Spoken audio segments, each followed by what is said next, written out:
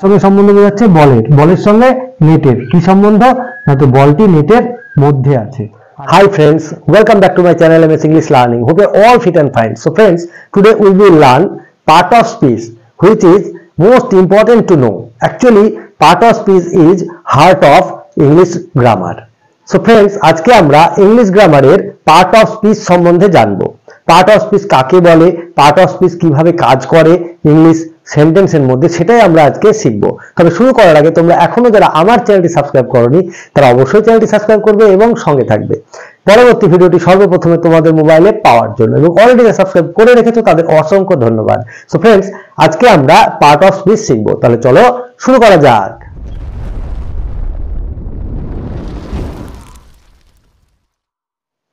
So friends, আজকে আমরা part of speech শিখবো। তাহলে চলো দেখে নিই।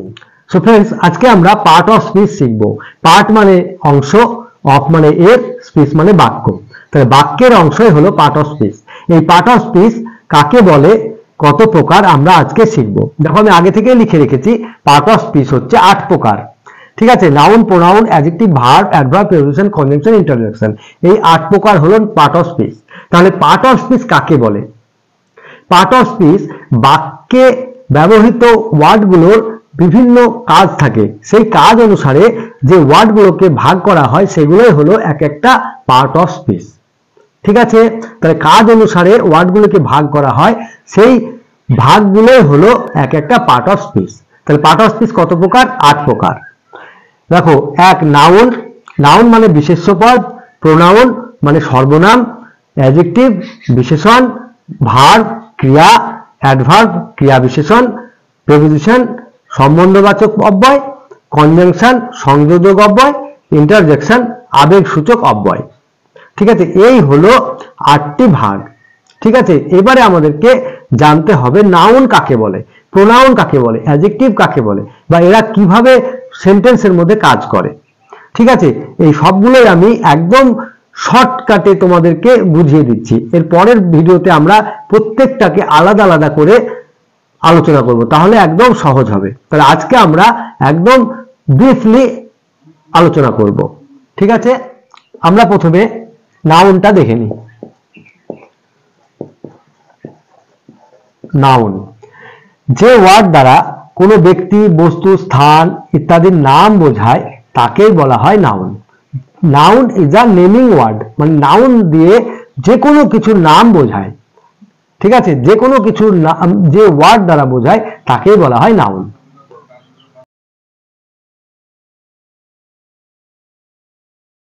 ঠিক আছে, যে ওয়ার্ড দ্বারা কোনো ব্যক্তি, বস্তু, স্থান ইত্যাদির নাম বোঝায় তাকে নাউন বলে। যেমন রাম,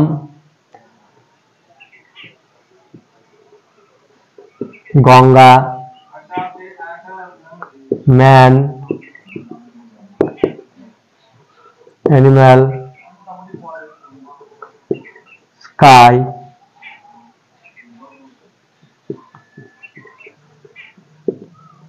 মাউন্টেন ইত্যাদি। দেখো, রাম একটা মানুষের নাম, গঙ্গা একটা নদীর নাম, ম্যান একটা মানুষ জাতির নাম, অ্যানিম্যাল একটা প্রাণীর নাম, স্কাই আকাশের নাম, মাউন্টেন পর্বতের নাম।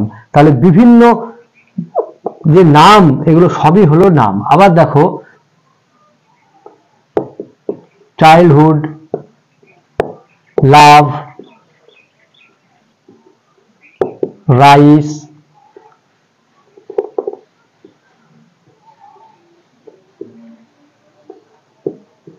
গোল্ড ইত্যাদি। তাহলে এগুলো যেগুলো লিখলাম সবই কিন্তু নাম।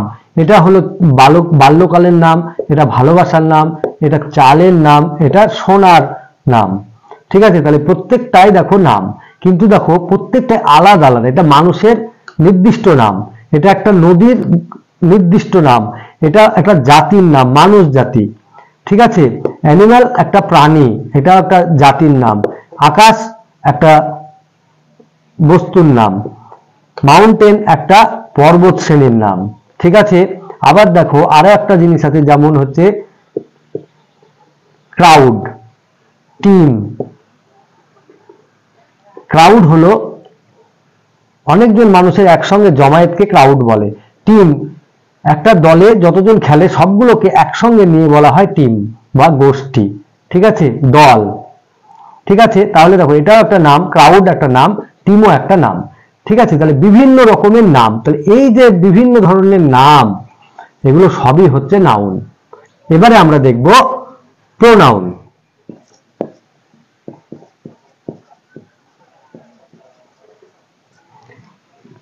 প্রোনাউন, যে ওয়ার্ড নাউনের পরিবর্তে বসে নাউনের কাজ করে তাকে বলা হয় প্রোনাউন। নাউনের পরিবর্তে বসে নাউনের কাজ করে যে ওয়ার্ড তাকে বলা হয় প্রোনাউন। ঠিক আছে,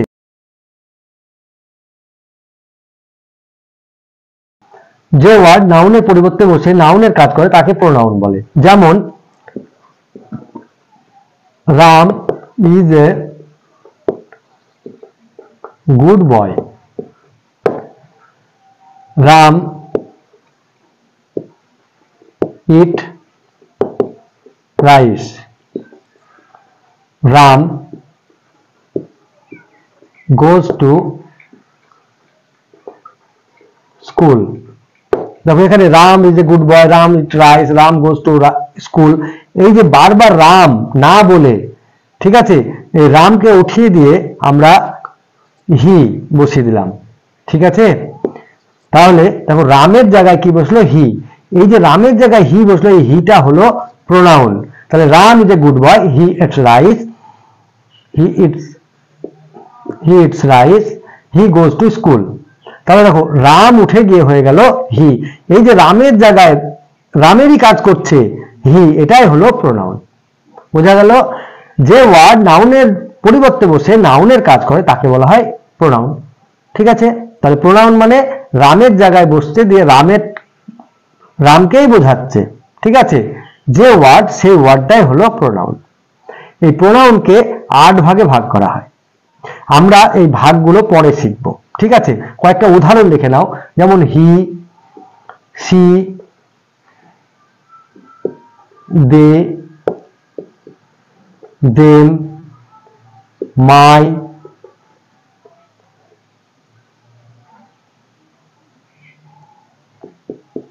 you, my, myself, yourself,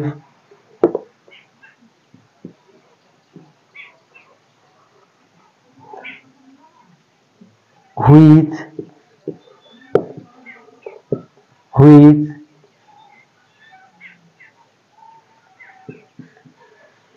that ইত্যাদি। eat, eats ইত্যাদি। দেখো he, she, you, your, my, yourself, myself, that, which, এগুলো সবই হলো প্রোনাউন। এই ভাগগুলো আমরা পরবর্তীতে শিখব। আজকে আমরা শুধু বুঝলাম যে প্রোনাউন কাকে বলে। নাউনের পরিবর্তে যে ওয়ার্ড বসে তাকেই প্রোনাউন বলে। নাউনের পরিবর্তে যে ওয়ার্ড বসে নাউনের কাজ করে তাকে বলা হয় প্রোনাউন। যেমন Ram is a good boy, he eats rice, he goes to school. ঠিক আছে, এবারে আমরা অ্যাডজেক্টিভ দেখব।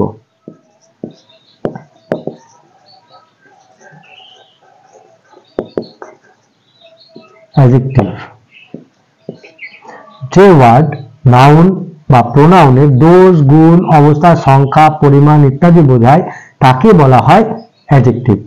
ঠিক আছে, যে ওয়ার্ড দ্বারা কোনো নাউন বা প্রোনাউনের দোষ, গুণ, অবস্থা, সংখ্যা, পরিমাণ ইত্যাদি বোঝায় তাকে বলা হয় অ্যাডজেক্টিভ। ঠিক আছে, অ্যাডজেক্টিভকেও 8 ভাগে ভাগ করা হয়। এই ভাগগুলো আমরা পরে শিখব। এখন আমরা অ্যাডজেক্টিভ কাকে বলে কয়েকটা উদাহরণের মাধ্যমে আমরা শুধুমাত্র বুঝবো। ঠিক আছে, তাহলে অ্যাডজেক্টিভের সংজ্ঞাটা দেখো।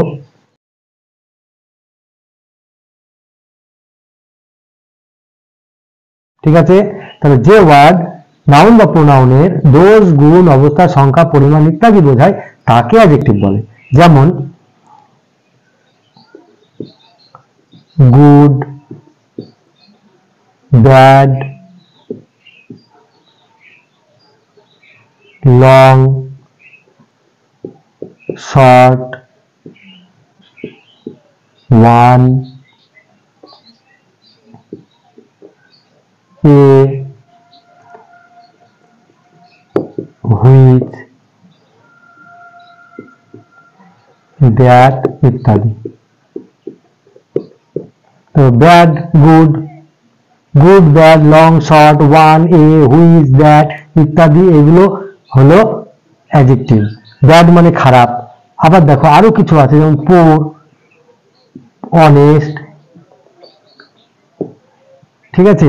দেখো এগুলো হচ্ছে গুড মানে ভালো, ব্যাড মানে খারাপ, লং মানে লম্বা, শর্ট মানে খাটো, ওয়ান মানে এক, এ মানে এক, হুইচ মানে যেটি, দ্যাট মানে ওই। এছাড়াও আছে দেখো পোর মানে গরিব, অনেস্ট মানে সৎ ইত্যাদি। হি ইজ পোর, সে একজন দরিদ্র, তার অবস্থা কেমন, গরিব। হি ইজ অনেস্ট, তার ব্যক্তিগতভাবে সে কি, সৎ, ঠিক আছে। Ram is a good boy, Ram একটা ভালো ছেলে, সে কেমন, সে ভালো। আবার কিছু আছে যেমন red, R E D, red, red মানে লাল, তাহলে এটা হচ্ছে রঙের গুণ, সে রংটা কেমন, লাল, ঠিক আছে। তাহলে এগুলো হলো অ্যাডজেক্টিভ। এবারে আমরা দেখব ভার্ব।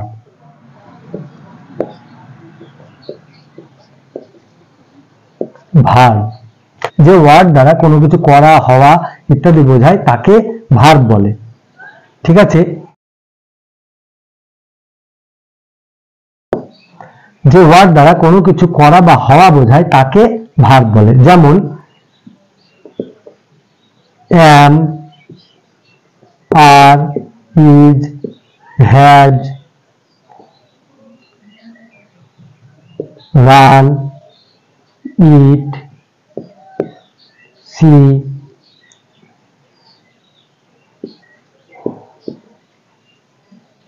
work, do ইত্যাদি। ভার্ব মানে কোনো কিছু হওয়া বা কোনো কিছু করা। যেমন am মানে হই, আর মানে হয়, is মানে হয়, এগুলো হলো বি ভার্ব বা হওয়া বোঝায়। আবার দেখো হ্যাজ মানে আছে এরকম বোঝাচ্ছে। আর রান, ইট, সি এগুলো হলো কিছু করা। রান মানে দৌড়ানো, ইট মানে খাওয়া, সি মানে দেখা, ওয়ার্ক মানে কাজ করা, ডু মানেও করা। তাহলে এগুলো হলো কোনো কিছু করা। তাহলে হওয়া বা করা যে ওয়ার্ড দ্বারা বোঝায় তাকেই বলা হয় ভার্ব। এই ভার্বের অনেক ক্লাসিফিকেশন আছে যেগুলো আমরা পরবর্তীতে এক একটা করে শিখব। ভার্ব যেমন একটা হয় বি ভার্ব আর একটা হয় অ্যাকশন ভার্ব, ঠিক আছে। আবার একটা হয় ফাইনাইট ভার্ব, একটা নন ফাইনাইট ভার্ব, একটা ট্রানজিটিভ ভার্ব, একটা ইনট্রানজিটিভ ভার্ব, একটা স্ট্রং ভার্ব, একটা উইক ভার্ব, ঠিক আছে। এই ভার্ব গুলো আমরা পরবর্তীতে শিখব। একটা অক্সিলারি ভার্ব, একটা মেইন ভার্ব, ঠিক আছে। অক্সিলারি ভার্বকে আবার ভাগ করা হয় মডাল ভার্ব, প্রাইমারি, অক্সিলারি, ঠিক আছে। এগুলো আমরা পরবর্তীতে শিখব। আবার ইনফিনিটিভ ভার্ব, ঠিক আছে। এই যে এতগুলো ভাগ, এগুলো আমরা একে একে শিখব। এবারে আমরা অ্যাডভার্বটা দেখি।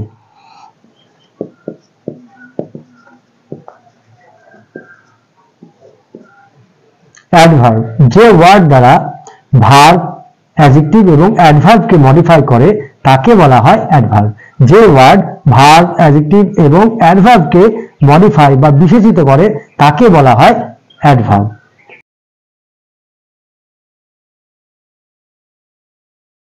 যে ওয়ার্ড ভার্ব, অ্যাডজেক্টিভ বা অ্যাডভার্বকে বিশেষিত করে তাকে অ্যাডভার্ব বলে, ঠিক আছে। যেমন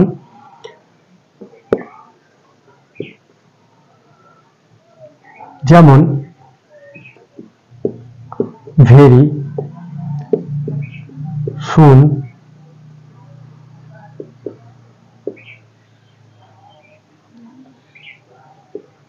দেয়ার, হেয়ার,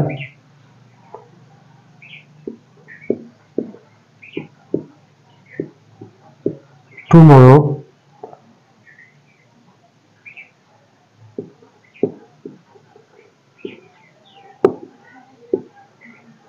বিউটিফুলি ইত্যাদি।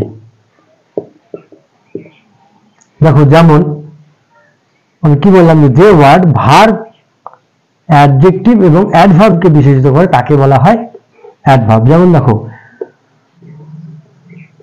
রাম ওয়াক্স, রাম হাঁটে, রাম ওয়াক্স, রাম হাঁটে, রাম ওয়াক্স, ফার্স্ট, ফার্স্ট এখানে ফার্স্ট হলো অ্যাডভার্ব। রাম দ্রুত হাঁটে, ফার্স্ট মানে জোরে বা দ্রুত, তাহলে রাম দ্রুত হাঁটে। এবার এটা হয়ে গেল কি, হাঁটে, হাঁটা হলো ভার্ব, তাহলে হাঁটাকে কি করছে, মডিফাই করছে ফার্স্ট। ঠিক আছে, তাহলে কি বলছে যে দ্রুত হাঁটে, রাম তো হাঁটেই, সে দ্রুত হাঁটে। আবার যদি বলি রাম ওয়াজ ভেরি ফাস্ট, তাহলে রাম খুব দ্রুত হাঁটে। ঠিক আছে, তাহলে দেখো এখানে ভার্বকে শুধু মডিফাই করছে ফার্স্ট দিয়ে, আবার ফার্স্টকে মডিফাই করছে ভেরি। ঠিক আছে, তাহলে very fast, Ram was very fast. তাহলে এখানে ভেরি এবং ফাস্ট দুটোই অ্যাডভার্ব। কাকে মডিফাই করছে, ভার্বকে। ঠিক আছে, এখানে ভার্বকে করছে, আবার দেখো এখানে অ্যাডভার্ব নিজেকে নিজে মডিফাই করছে, ভেরি ফাস্ট, খুব দ্রুত। ঠিক আছে, এই হলো অ্যাডভার্ব। এবারে আমরা প্রিপোজিশনটা দেখব।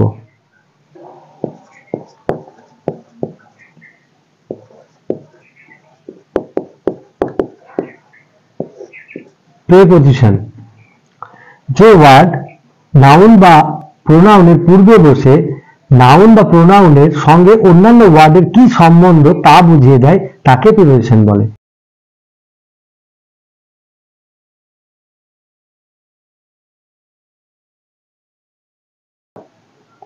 যে ওয়ার্ড নাউন বা প্রোনাউনের পূর্বে বসে নাউন বা প্রোনাউনের সঙ্গে অন্যান্য ওয়ার্ডের কি সম্বন্ধ তা বোঝায় তাকে প্রিপোজিশন বলে। যেমন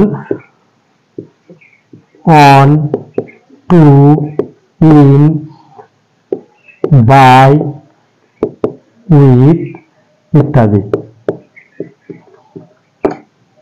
দেখো এই ধরনের অনেক প্রিপোজিশন আছে যারা নাউন বা প্রোনাউনের আগে বসে নাউন বা প্রোনাউনের সঙ্গে অন্যান্য ওয়ার্ডের কি সম্বন্ধ তা বোঝায় তাকে প্রিপোজিশন বলে। যেমন the book is on the table,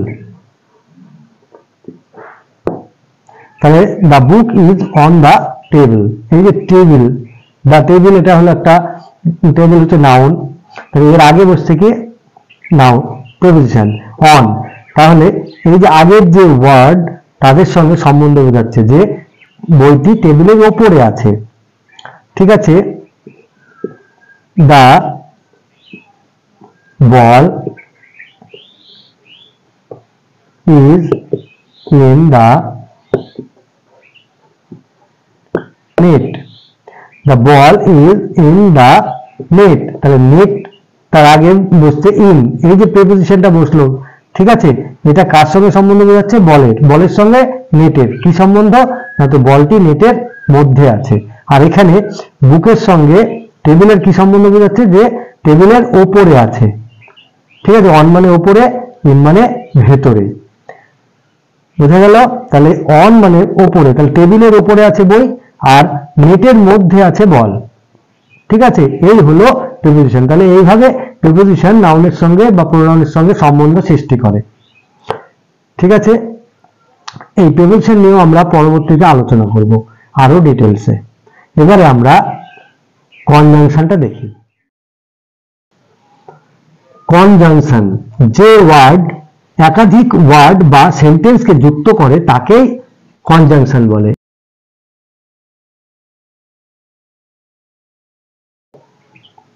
যে ওয়ার্ড একাধিক ওয়ার্ড বা সেন্টেন্সকে যুক্ত করে তাকে কনজাংশন বলে। যেমন যেমন ইফ, বাট, অ্যান্ড, ইয়েট,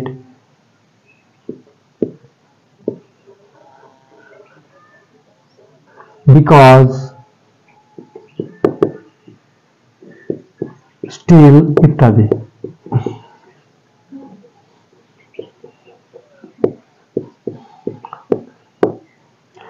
তাহলে যে ওয়ার্ড একাধিক ওয়ার্ড বা সেন্টেন্সকে যুক্ত করে তাকে কনজাংশন বলে। যেমন if, but, and, yet, because, still ইত্যাদি। আরো অনেক কনজাংশন আছে যেগুলো আমরা যখন কনজাংশন নিয়ে আলোচনা করব তখন শিখব।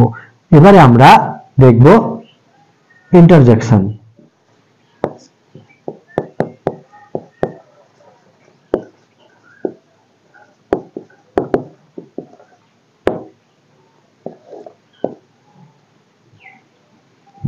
যে ওয়ার্ড দ্বারা কোনো আবেগ অনুভূতি বোঝায় তাকেই বলা হয় ইন্টারজেকশন।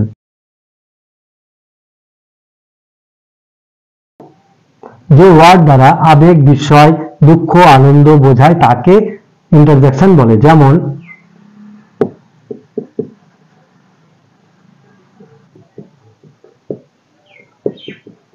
ফাই,